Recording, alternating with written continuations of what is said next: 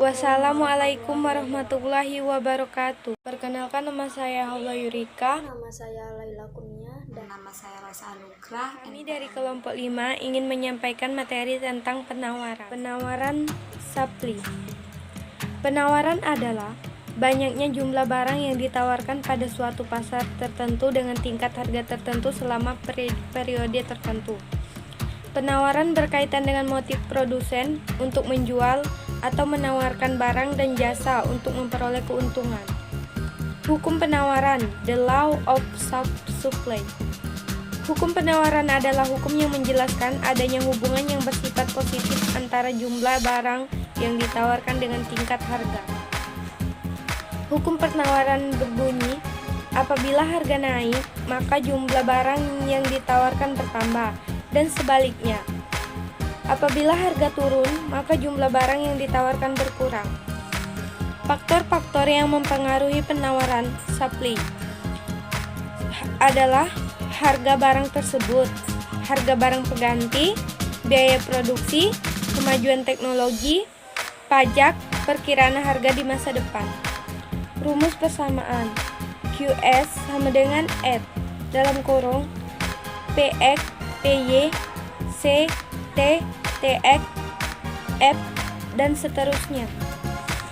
Oke, penjelasan selanjutnya akan dijelaskan oleh Rosa Anugrah. Selanjutnya, faktor-faktor yang mempengaruhi penawaran atau supply. Di sini ada 6 faktor yang mempengaruhi penawaran. Di antaranya yaitu yang pertama, harga barang itu sendiri. Apabila harga barang yang ditawarkan mengalami kenaikan, maka jumlah barang yang ditawarkan juga akan meningkat. Sebaliknya, jika harga barang yang ditawarkan turun, jumlah barang ditawarkan penjual juga akan menurun. Contoh, jika harga sabun mandi meningkat dari Rp1.500.000 menjadi Rp2.000, maka jumlah sabun mandi yang penjual tawarkan akan meningkat pula. Yang kedua, harga barang pengganti. Apabila harga barang pengganti meningkat, maka penjual akan meningkatkan jumlah barang yang ditawarkan.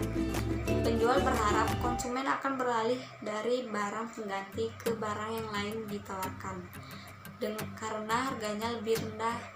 Contohnya, harga kopi meningkat menyebabkan harga barang penggantinya yaitu teh lebih rendah, sehingga penjual lebih banyak menjual teh.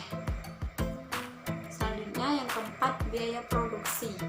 Biaya produksi berkaitan dengan biaya yang digunakan dalam proses produksi, seperti biaya untuk membeli bahan baku, biaya untuk bahan gaji pegawai, biaya untuk bahan-bahan penolong, dan sebagainya.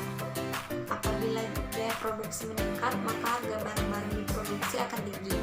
Akibatnya, produsen akan menawarkan barang produksinya dalam jumlah yang sedikit. Hal ini disebabkan karena produsen tidak mau rugi.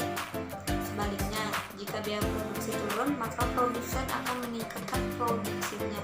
Dengan demikian, penawaran juga akan meningkat. Yang kelima, kemajuan teknologi. Kemajuan teknologi sangat berpengaruh terhadap besar kecilnya barang yang ditawarkan. Adanya teknologi yang lebih modern akan memudahkan produsen dalam menghasilkan barang dan jasa. Selain itu, dengan menggunakan mesin-mesin modern akan menurunkan biaya produksi dan akan memudahkan produsen untuk menjual barang dengan jumlah yang banyak. Contohnya, untuk menghasilkan 1 kg gula pasir, biaya yang harus dikeluarkan oleh perusahaan manis sebesar Rp4.000. Harga jualnya sebesar Rp7.500 per kilogramnya. Namun, dengan menggunakan mesin yang lebih modern, perusahaan manis mampu menekan biaya produksi menjadi Rp3.000 saja. Harga jual untuk setiap 1 kilogramnya tetap yaitu Rp7.500 per kilogram. Dengan demikian, perusahaan manis dapat memproduksi gula pasir lebih banyak. Yang kelima, pajak. Pajak yang merupakan ketetapan pemerintah terhadap suatu produk sangat berpengaruh terhadap tinggi rendahnya harga. Jika suatu barang tersebut menjadi tinggi, akibatnya permintaan akan berkurang sehingga penawaran juga akan berkurang. Dan yang terakhir, yang keenam, perkiraan harga di masa depan. Perkiraan harga di masa datang sangat berpengaruh besar kecilnya jumlah penawaran. Jika Jika perusahaan memperkirakan harga barang dan jasa naik, sedangkan penghasilan masyarakat tetap, maka perusahaan akan menurunkan jumlah barang dan jasa yang ditawarkan.